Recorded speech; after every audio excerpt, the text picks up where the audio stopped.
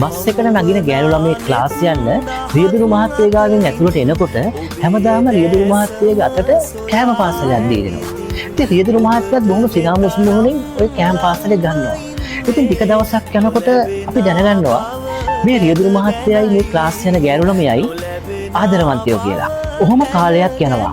කාලයක් ගිහිල්ලා අපි A level ලියනවා. A level වල රිසල්ට් එනවා. මේ රිසල්ට් වලින් අර ගෑනු ළමයා කැම්පස් තේරෙනවා. අර තරුණ රියදුරු මහත්තයා දිගටම රියදුරු රැකියාව කරනවා. ගෑනු ළමයා කැම්පස් යනවා. මේ කැම්පස් එකේ යන වියදම් ඔක්කොම දරන්නේ ගෑනු ළමයට මේ රියදුරු මහත්තයා. දවසක් මට ගමේ යන්න කොළඹ බස් එකකට නගිද්දි හරි අහඹු විදිහට ඒ රියදුරු මහත්තයා මුණ ගැහෙනවා. ඔහු මාව අඳුරගෙන කතා කරනවා.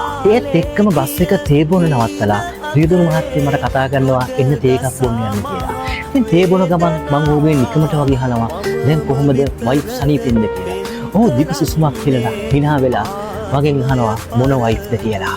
ඊට පස්සේ තමයි ඔහු කතාව කියන්නේ. එයා කැම්පස් ගියා මල්ලි. එයාට ලොකු අනාගතයක් තිබුණා. අපේ ජීවිත මේ සුක්කානමටම දීවල ඉවරයි මල්ලි.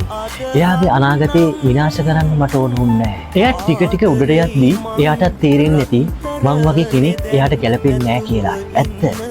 හැබැයි එයාට ලස්සන අනාගතයක් තිබුණා. එයාගේ අනාගතයට යන්න මම ඉඩ දුන්නා මල්ලි.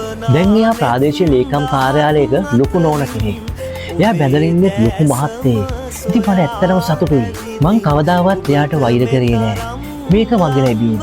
ඒක එයාගේ ලැබීම.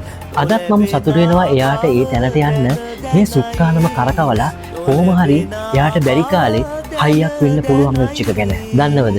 ඔන්නෝම තමයි